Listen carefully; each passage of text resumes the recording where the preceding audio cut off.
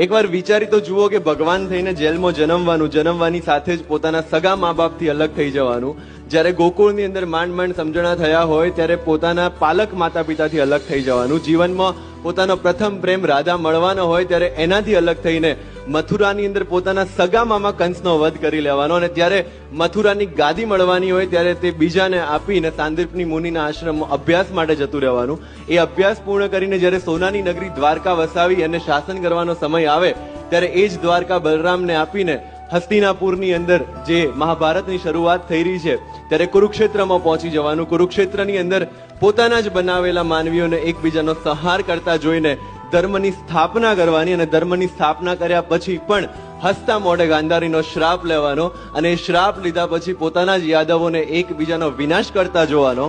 અને છેલ્લે પોતે ભગવાન હોવા છતાં પણ એક પારધીના તીરથી સામાન્ય માણસની જેમ મૃત્યુને પ્રાપ્ત કરવાનો.